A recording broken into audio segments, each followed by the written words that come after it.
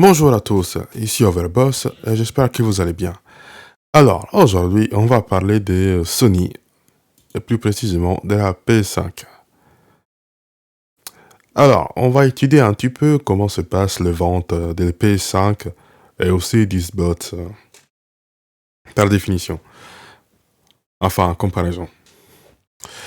Du coup, un article de la crème du gaming qui nous dit dans les titres, la console se vend mieux que la Xbox Series aux États-Unis, mais de très peu.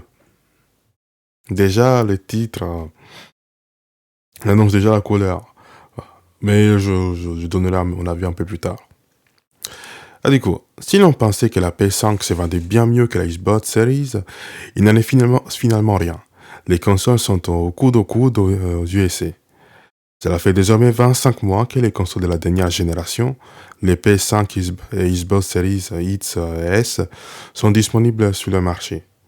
Disponible, c'est un bien grand mot, car les soucis d'approvisionnement des deux hardware semblent tout juste se régler, après 2 ans à devoir se battre pour récupérer les fameux sésames. Ainsi, alors qu'il va enfin être possible de retrouver les consoles via les canaux habituels, grandes surfaces, magasins spécialisés, etc., l'ère est au bilan après 2 premières années mouvementées. Les chiffres de ventes nord-américains sur les 25 premiers mois de commercialisation de la PS5 et de la Xbox Series X S dévoilent un léger avantage pour la première. En effet, malgré un prix plus bas et un potentiel plus grand côté exclusivité avec les rachats d'Activision Blizzard, la Xbox Series ne parvient pas à dépasser la console de Sony sur les marchés américains.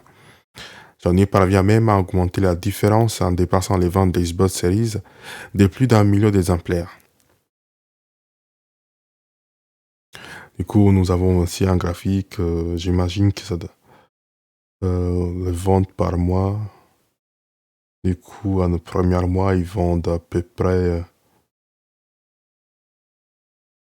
presque, je sais pas, 1 million, je dirais. Donc, au bout de quasiment 2 mois, 1 mois et demi, 2 mois, 2 millions, au bout de 3 mois, 2 millions et quelques de brouettes. Enfin bon.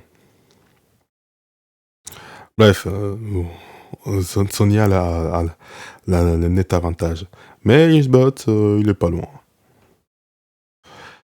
Du coup, dans un rapport dévoilé par VG Charts le 31 décembre, on constate ainsi que la P5 s'est écoulée à 10 324. Ah non, attends, c'est 10 324 530 unités au cours de ces 25 premiers mois, tandis que la Xbox Series a atteint les chiffres de 9 316 728 consoles écoulées sur la même période. 1 million de différence, cela peut sembler énorme, mais ce n'est en réalité pas forcément un chiffre définitif, surtout si l'on compare à la génération précédente et à l'échec de la Xbox One. Il suffit que Microsoft propose diverses exclusivités de taille au cours des prochains mois pour voir sa console gagner en popularité. Et Starfield, prévu pour une sortie au cours du premier semestre, pourrait être un des premiers jeux permettant à Microsoft de revenir dans la course et potentiellement de dépasser Sony.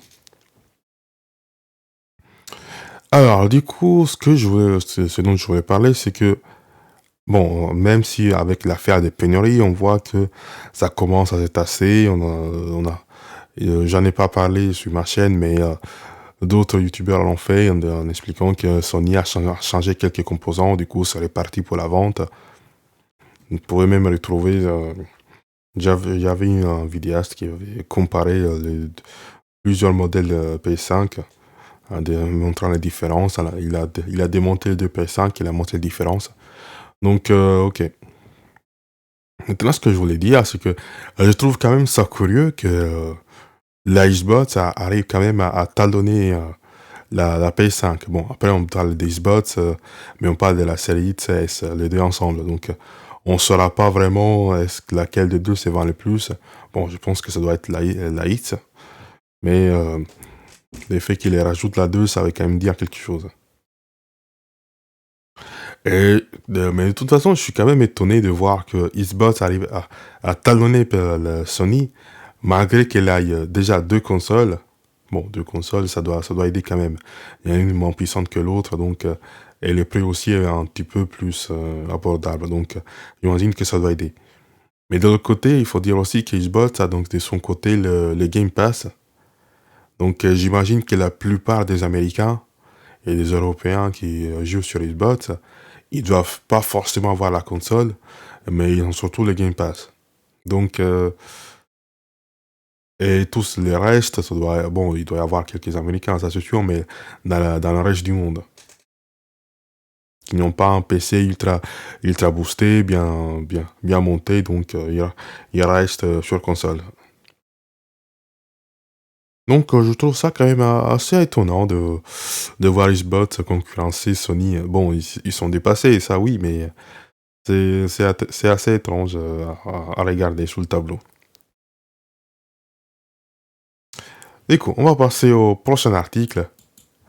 Il va peut-être nous expliquer comment les problèmes d'approvisionnement ont été réglés. Du coup, selon Jim Ryan, les problèmes d'approvisionnement qui touchent la P5 depuis sa sortie il y a 2 ans sont en fait réglés.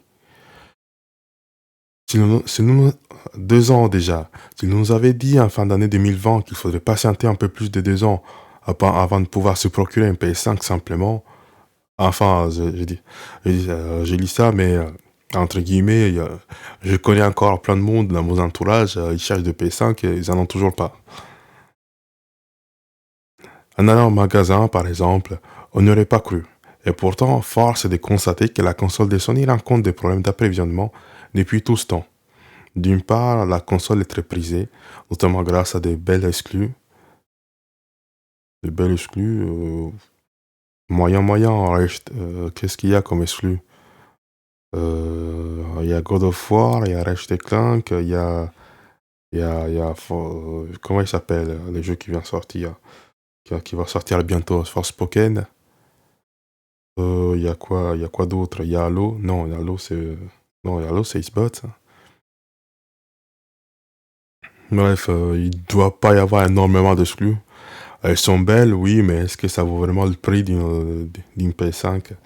Enfin, je vais dire, alors oui, ce sont des exclus, donc il vous faut forcément une PS5, mais est-ce que pour acheter la PS5 à plein pot ou vous attendez plutôt les soldes ou des trucs de deuxième main, des choses comme ça? Moi, perso, j'attends la Xbox Pro, la PS5 Pro, ou comment ils vont l'appeler, je sais pas. De toute façon, c'est pas compliqué. Du coup, l'offre a du mal à combler la demande. D'autant qu'avec la pandémie du Covid-19, les stocks ont eu du mal à se remplir avec le temps. Mais voilà, après 2 ans, on devrait en fait pouvoir voir le bout du tunnel. C'est Jim Ryan, président de Sony Entertainment, qui a pu prendre la parole à ce sujet lors des récents PlayStation Partner Awards au Japon. Il indique: nous aimerions annoncer que nous avons résolu les problèmes d'approvisionnement de la PS5 et nous serons en mesure de livrer des PS5 aux clients japonais et asiatiques à partir de la fin d'année et au cours de l'année 2023. Nul doute que cette bonne nouvelle s'étend par ailleurs à l'ensemble du monde et l'année 2023 devrait ainsi être la première année au cours de laquelle il serait possible de trouver la console en magasin, si l'on en croit les dires du président. La console a su s'imposer auprès des joueurs, car depuis maintenant 2 ans, il n'y a pas tant de moyens de se procurer une PS5. Il faut persévérer sur divers revendeurs en ligne lorsque ces derniers reçoivent du stock. Cela peut être assez rare et les plateformes sont généralement immédiatement assaillies de joueurs désireux de se procurer les fameux sésames. Il n'y a pas que des joueurs, il y a aussi des bots, tout ça dit en passant. Des bots qui ils peuvent vous commander des PS5 au moins une trentaine en 2 secondes. Vous n'avez même pas le temps d'arriver. Enfin, même pas 2 secondes, en 2 microsecondes. Et vous le retrouvez sur eBay à 900 balles, des fois 1000 balles. Attendez, on va juste le voir.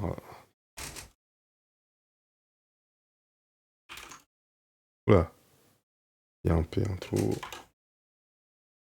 Donc,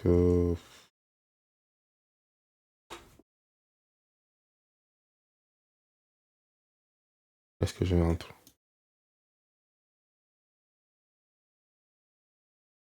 Euh,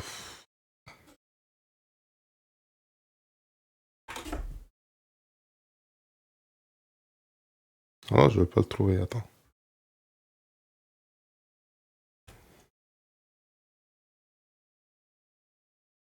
Hmm. D'habitude, il y a l'icône avec tous les prix. Bon.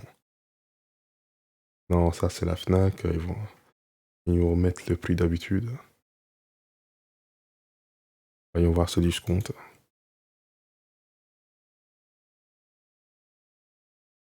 Bon, ça c'est God of War avec... quand même, avec God of War, 1000 balles. Et Uncharted. Ok.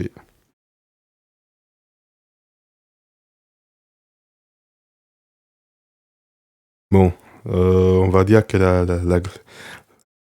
Ah non, attends, non, non, c'est pas ça. Bon, on va dire que le temps de l'arnaque est terminé. Ah oui, d'ailleurs, oui. PlayStation 5, édition standard, 900 boules, 950 même. Je sais pas qui achète ça.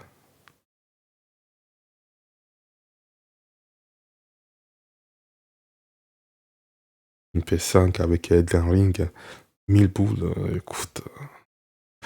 D'accord, d'accord, d'accord. Bon, en tout cas, si vous voulez faire plaisir. Ah oui, d'accord. Voici quelques exemples.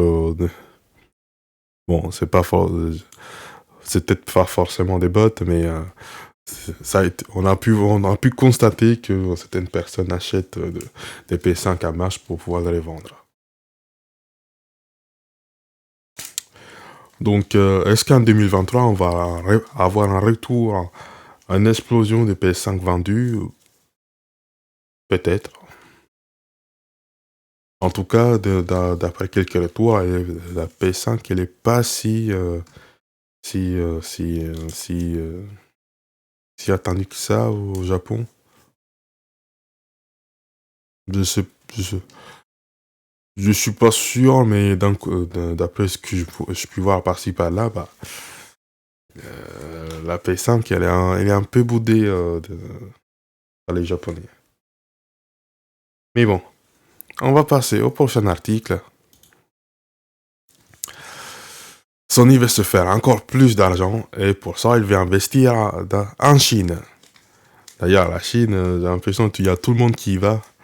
Je veux pas parler de politique ici, mais bon, euh, avoir tous ces beaux mondes qui va en Chine, et on a déjà fait des vidéos sur Microsoft qui voulait y aller.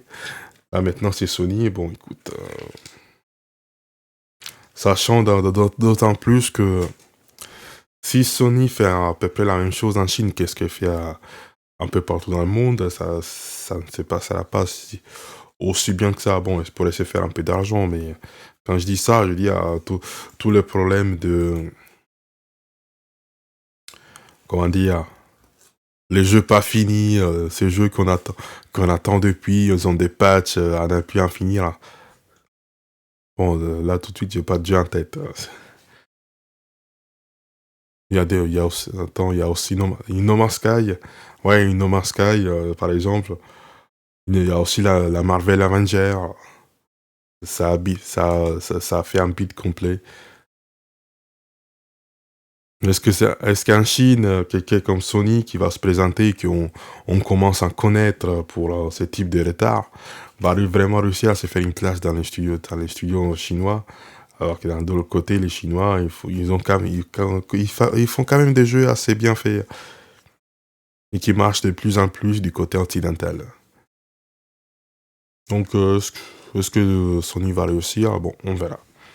Oui, bon, part à l'article. Du coup, Sony lance son China Hero Project et va éditer deux jeux chinois prometteurs prévus sur PS5 et PS4. Lost Soul Aside et Convalaria. Lancé en 2016 par Sony, le China Hero Project vise à financer et à mettre en avant des jeux développés par des studios chinois. Mise en pause à cause de la crise sanitaire, l'initiative est lancée autour de deux titres ambitieux, Lost Soul Aside, un jeu d'action, et Convalaria, un TPS coopératif. L'annonce a eu lieu lors d'une présentation organisée en Chine qui a permis de découvrir de nouveaux trailers. Tous deux sortiront sur PS5 et PS4 à des dates pour le moment inconnues, et ils profiteront chacun d'une aide financière d'au moins 1 million de yuan, à peu près 136 000 euros. Depuis sa naissance, le programme Shine Hero Project a accompagné des titres comme Anno, Mutationem, First Forget in Shadow Torch ou encore Nightmare. Sony a bien décidé de se faire une place sur le colossal marché du jeu vidéo en Chine, son objectif étant d'y vendre 2 fois plus de PS5 que de PS4. Selon les derniers chiffres, la console d'ancienne génération s'est écoulée à plus de 3,5 millions d'exemplaires, tandis que la PS5 en était à 670 000 exemplaires en mars 2022, ce qui en faisait tout de même son 6e plus gros marché après les États-Unis, le Royaume-Uni, le Japon, l'Allemagne et la France. Ok, bon bah, Sony aussi va aller en Chine. Ok, bon, on va pas... je vous laisse les liens dans l'article si vous voulez voir les bandes annonces. Bon, moi, non, ça va. Et du coup, on va peut-être avoir des nouvelles sur la prochaine PS6. Alors, pas d'inquiétude, Sony ne semble pas mettre au placard la PlayStation 5 avant encore plusieurs années. Voilà bien une question à laquelle on ne s'attendait pas de réponse avant un petit moment. La fenêtre de sortie de la future potentielle éventuelle prochaine console de Sony, la PlayStation 6. Pourtant, l'affaire du rachat d'Activision Blizzard par Microsoft semble avoir dérapé certains responsables communication de la société qui voient d'un très mauvais œil cette opération estimée à 68 milliards de dollars. Sony craint effectivement que Microsoft en profite pour verrouiller les sorties de l'éditeur américain et que de fait sa PlayStation 5 soit notamment privée de l'épisode annuel phare lucratif de la saga Call of Duty. Une crainte tout à fait compréhensible qui a poussé Sony à intervenir alors que pour faire plaisir aux autorités de la concurrence des différents pays, Microsoft avait tenté une médiation en offrant des garanties à la sortie des futurs épisodes de la série pendant plusieurs années. C'est précisément sur cette durée que Sony a tenu à réagir en précisant que Microsoft a offert de continuer à rendre les jeux Activision disponibles sur PlayStation seulement jusqu'en 2027 avant de poursuivre. Au moment de lancer la prochaine génération des consoles, ce qui arrivera autour de Biffé, ça veut dire quoi Biffé? Je sais pas. CIE aura perdu CIE, c'est Sony Entertainment Enterprise. Ouais, peut-être. Aura perdu l'accès à Call of Duty et autres titres Activision, la rendant extrêmement vulnérable à une bascule des consommateurs et à la dégradation ultérieure de sa compétitivité.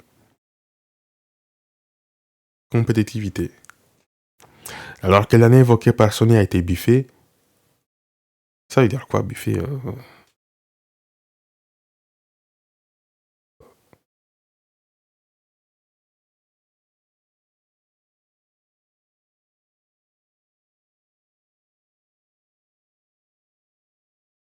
Ah d'accord.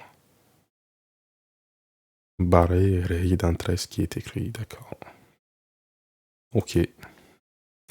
Il n'y a pas besoin d'être grand clair pour déduire que la société japonaise envisage une sortie courante 2027 ou peu de temps après.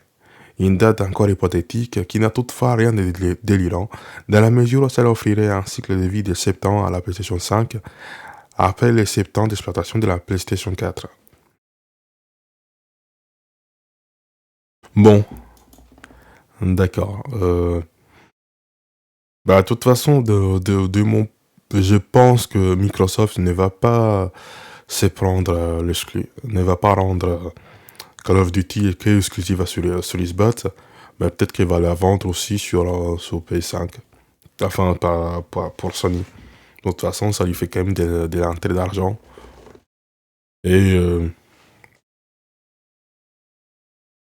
Non, je sais pas, faut voir, mais d'un côté, je me dis que Microsoft pourrait rendre exclusif à son Game Pass, mais de l'autre, elle peut aussi vendre ses jeux à Sony, ce qui fait, dans les deux cas, ça lui fait des rentrées d'argent. Donc, bon, on verra, à suivre. Mais quand même, ce qui m'embête, moi, c'est que j'ai toujours pas de date de sortie pour la PS5 Pro. Tristesse. Ouais, après, il n'y a pas que la date de sortie, j'attends un peu qu'il y ait quelques soldes, histoire de, parce que sinon, ça sort plus.